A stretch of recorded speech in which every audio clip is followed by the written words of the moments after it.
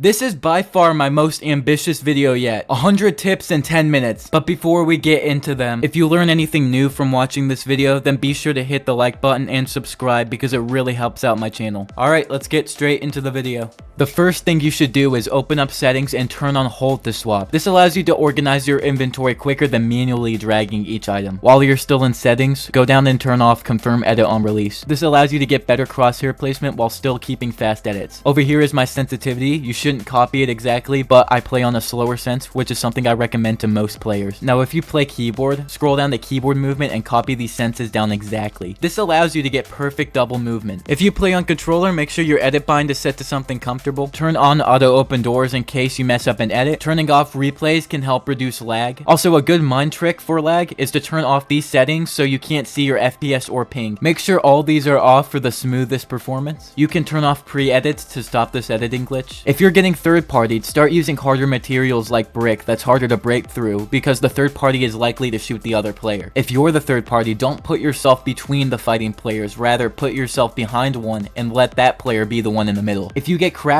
start tarping away while changing levels and direction to try to throw off your opponent, then heal up. Stop cranking 90s, they're too exposed. Learn how to do high ground retakes such as this one, and this one, but there's many more. Make sure when you get on, you have a warm-up routine that touches on every area of the game. This includes free building, piece control, aim training, and any drill that challenges you. If you can't do something right, go into a map where you can change speeds and slow down the game. Then practice the move while working your way up to full speed. Make sure you double edit like this so you don't mess up and you're more protected. Don't jerk your crosshair while building, keep it nice and steady. You should also be tracking opponents during fights with your crosshair to make hitting shots easier. Stop doing normal mongrel classics. Instead, once you edit the wall, try tucking yourself behind the stair, which gives you a clear shot of the opponent and they can't shoot you back. If you're pushing an enemy box from below, you can edit the back of a floor and place a stair to set up this peak. You can also try making this one if a player comes out of the box. If someone is under their stair and you have the wall, make a right edit while keeping yourself on the left side and you'll have a perfect view of their feet. If your opponent double edits on you, quickly block them off with walls and go for a window peek. If they side jump from here, then you can quickly box them. If you start pickaxing as soon as you jump in someone's car, you'll actually start doing damage to them. In a fight, place a cone over someone as they ramp up and box them from there. Sometimes it's okay to slow down in fights and assess what's going on. If your opponent makes an edit, just shoot their wall and replace it with your own. One of the most important things you can learn is predicting your opponent, so during a fight, try reading them. When going for a wall, be ready to shove a ramp in your opponent's face if they make an edit. If they already have a cone in their box, quickly place a wall to block their shot. Don't go for a wall while sitting on a stair, it's so easy to get boxed. Instead, attack from the corner with edited walls you can quickly reset if they make a move. When going for someone's wall, never sit in front of it with nothing placed below you, you're easily gonna get boxed. Instead, try taking it from above or from the side. I made a video on simple edit, and to summarize the points, it's best to turn it off because of limited editing options,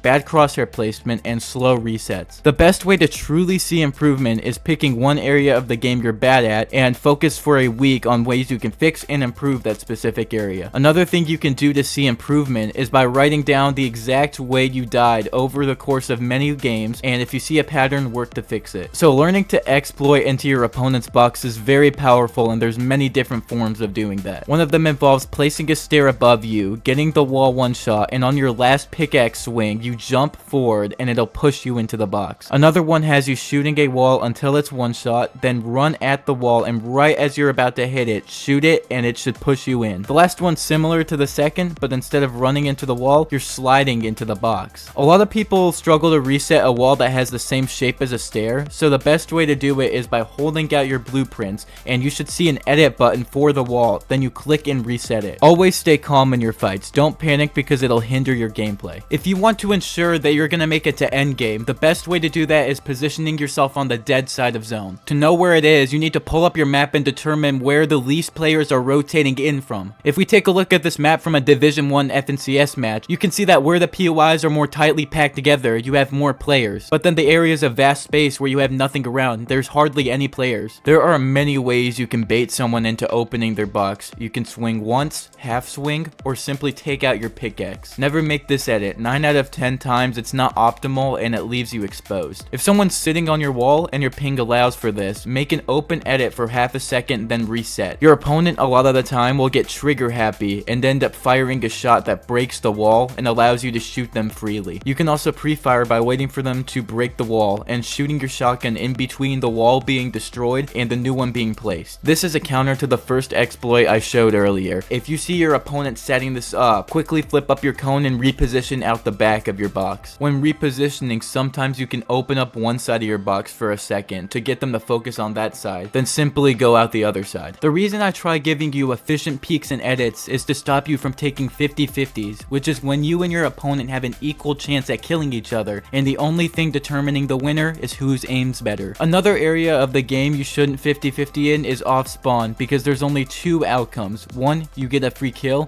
or two, you're sent back to the lobby. A lot of people still do this retake, known as the phase sway retake. I recommend not doing it because if you destroy the cone, the whole structure comes down. If you want a replacement for the retake, you can do a variation that looks like this, or another one that looks like this. In an endgame, the second you know the next zone's positioning, make a decision on whether you're going immediately or waiting until the zone pulls. Do not wait 10 or 20 seconds before you decide to go. When you attack your opponent's wall, you can throw them off by pickaxing multiple walls on their box so they can't predict which one you're going to take. Another key mechanic of the game is side jumping, and a normal scenario where I'd use it is if the opponent gets a floor, cone, or stair above you. I'm gonna run towards the side of the stair, then jump when I'm halfway up it. Then I'll build a platform to catch myself and keep going up from there. Box fighting is the current meta of fighting in a real game, so instead of pouring hours of your time practicing 1v1s, practice box fights or realistics. Confidence is one of the biggest parts of your game, so even if the person you're fighting is really good, you need to be in the mindset that you're better than them. If you struggle with having confidence in your fights, what you need is experience. If you get nervous in tournaments, play more tournaments. If you get nervous playing ranked, play more ranked. The more you play these game modes, the less uncertainty there will be, and from that point, you'll be able to calm down. I know Fortnite claims skins aren't pay to win, but they kinda are. If you and your duo have the same skin, you're gonna want to go ahead and put it on, because in a fight, it's harder for the enemy team to give callouts on damage or who to target. Make sure you don't rush off your edits before getting into a protected position. For example, in this clip, I confirmed too soon and don't get in the right position. The opponent was still able to see me, and they took off a lot of my health, all because I rushed off an edit. In my opinion, it's better to have a cone in your box as opposed to a stair,